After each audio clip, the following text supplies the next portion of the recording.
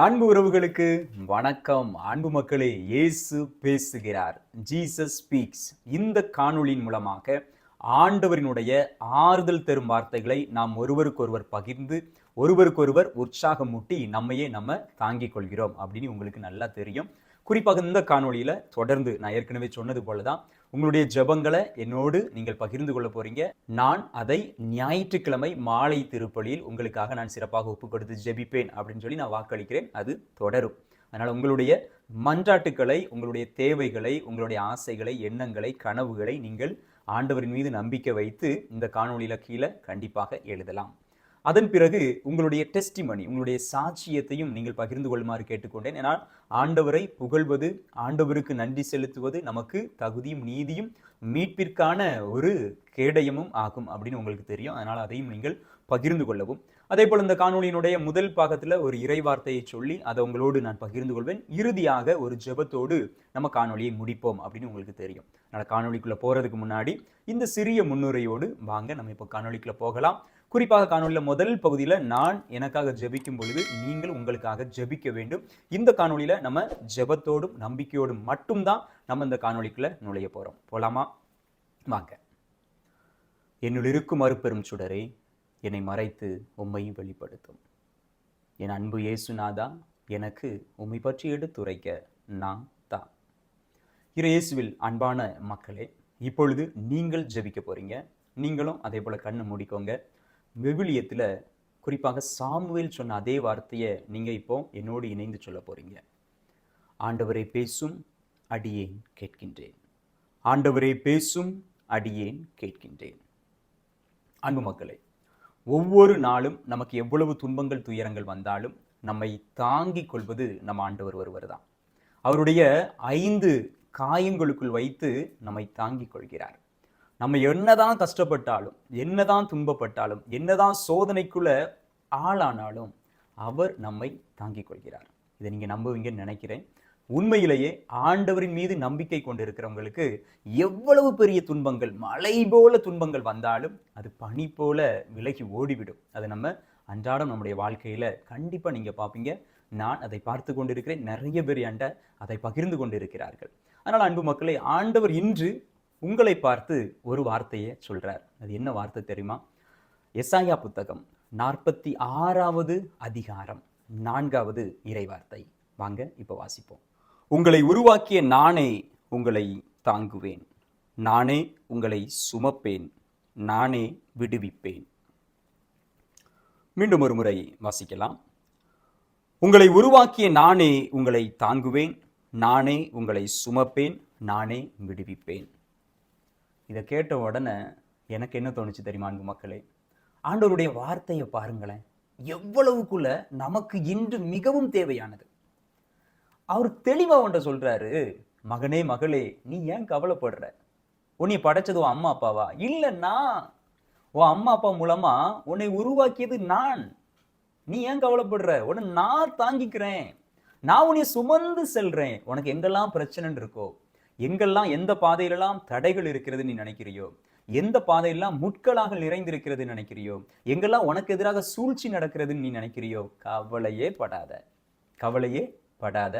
நான் உன்னை தாங்கிக் கொள்வேன், உன்னுடைய உள்ளங்கையில் வைத்து தாங்கிக் கொள்வேன், உன்னை நான் சுமப்பேன் அப்படின்னு ஆண்டவர் சொல்றார்.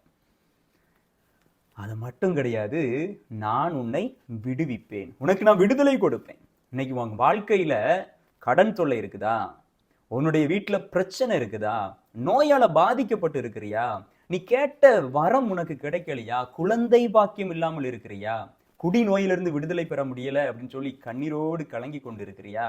ஆண்டவர் சொல்றாரு, மகனே, நான் உன்னை விடுவிப்பேன். உன்னை படைச்சது நான், உன்னை உருவாக்கியது நான், உன்னை தாங்கிக் கொள்வது நான் தான், உன்னை விடுவிக்க போறதும் நான் தான் அப்படிங்கிறார். ஆமேன் சொல்லாமா? உறக்க சொல்வோம், நம்பிக்கையோடு சொல்வோம், ஆமேன்.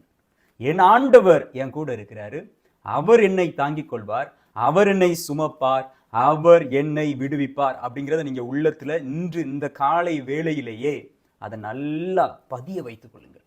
இன்னைக்கு முழுக்க நீங்கள் இந்த வார்த்தையை மீண்டும் மீண்டும் சொல்லுங்கள். என்னை படைத்தவர் அவர், அவர் பார்த்து கொள்வார். நான் ஏன் கலங்கணும்?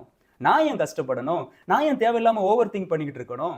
ஏன் நான் என் வாழ்க்கையில துன்பத்திலையும் துயரத்திலையும் மீண்டும் மீண்டும் கிடக்கணும்? இன்னைக்கு மகனே மகளே உங்களை பார்த்து ஆண்டவர் சொல்றாரு, நீ தேவையில்லாம கலங்காத, நீ தேவையில்லாம கஷ்டப்படாத, நீ தேவையில்லாம ஒரு மூலையில உட்கார்ந்து அழுதுகிட்டு இருக்காத அப்படின்னு ஆண்டவர் தெளிவா சொல்றாரு. இதை நம்புங்க. நம்பிக்கையோட ஆண்டவர்கிட்ட ஜெபிங்க. ஆண்டவரே, நீர் தான் என்ன படைச்சேரு, நீர் தானே இந்த வீட்டுல இந்த தாய்க்கும் தகப்பனுக்கும் எனக்கு பிறக்க வச்சிங்க, அதனால நீங்க என்னைய தாங்கி கொள்ளுங்கப்பா அப்படின்னு சொல்லி உரிமையோட கேளுங்க. ஆண்டவர் இயேசு நமக்கு சொல்லி தந்திருக்காரு, என்ன தெரியுமா? தந்தையே, விண்ணுலகில் இருக்கிற தந்தையே என்று பிள்ளைகளுக்குரிய உரிமை பேரோடு நம்ம ஜெபிக்கணும் அப்படின்னு சொல்லி இருக்கிறாரு.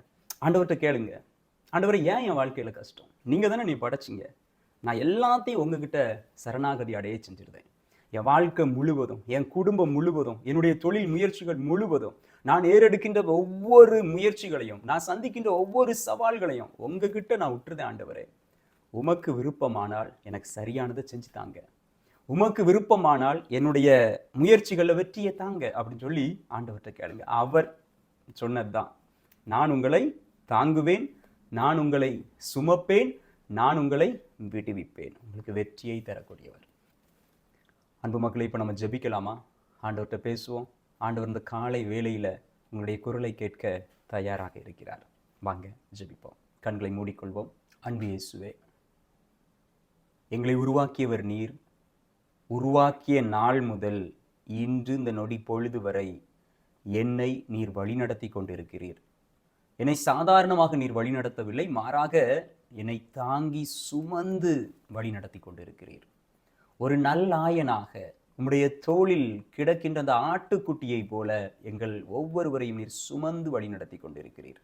உமக்கு கோடான கோடி நன்றி இயேசுவே. அன்பு இயேசுவே, என்னோடு ஜெபிக்கிற ஒவ்வொரு பிள்ளைகளையும் நீர் பொறுப்படுத்தருளும். குறிப்பாக கவலையோடும் கண்ணீரோடும் துக்கத்தோடும் துயரத்தோடும், என் வாழ்க்கையில் ஏன் இந்த பிரச்சனை என்னால் புரிந்து கொள்ளவே முடியலையே, நான் எல்லாமே சரியாகத்தானே இருக்கிறேன், ஆனால் ஏன் எனக்கு மட்டும் சோதனைக்கு மேலே சோதனை, அடிக்கு மேலே அடி விழுந்து கொண்டே இருக்கிறது, என்னால் எதையுமே புரிந்து கொள்ள முடியவில்லையே என்று கவலையோடும் கண்ணீரோடும் ஜெபித்து கொண்டிருக்கிற என் மக்களை பாரும் இயேசுவே. அவர்களுக்காக ஜெபிக்கிறேன்.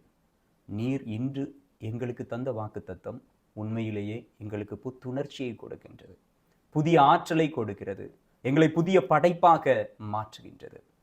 நீர் எங்களை தாங்கி கொண்டிருக்கிறீர், நீர் எங்களை சுமந்து கொண்டிருக்கிறீர். கண்டிப்பாக நீர் எங்களுக்கு, இந்த மகனுக்கும் மகளுக்கும் விடுதலையை கொடுப்பீர் என்று முழுமையாக நம்புகிறேன். இயேசுவே, நீரே ஆண்டவர், நீரே கடவுள், நீரே மீட்பர், எங்கள் ஒவ்வொருவருக்கும் விடுதலையை தரக்கூடியவர். ஆமென். அன்பு மக்களே, கவலை கொள்ளாதீர்கள், உங்களை ஆண்டவர் விடுவிப்பார். கீழே கமெண்ட்ல எனக்கு மன்றாட்டே இல்லை அப்படின்னு நீங்க நினைச்சா கூட கவலையே இல்லை மக்களே. ஒரே ஒரு வார்த்தை, ஆண்டவரே என்னை விடுவித்தருளும், ஆண்டவரே என்னை விடுவித்தருளும் அப்படிங்கிறத மட்டும் கருத்து, ஜெப கருத்து இல்லாதவர்கள் எங்களோடு நீங்கள் பகிர்ந்து கொள்ளுங்கள். உங்களுக்காக தொடர்ந்து ஜெபிக்கிறேன். அன்பு மக்களே, இணைந்திருப்போம், விழித்திருப்போம், ஜெபித்திருப்போம். God bless you.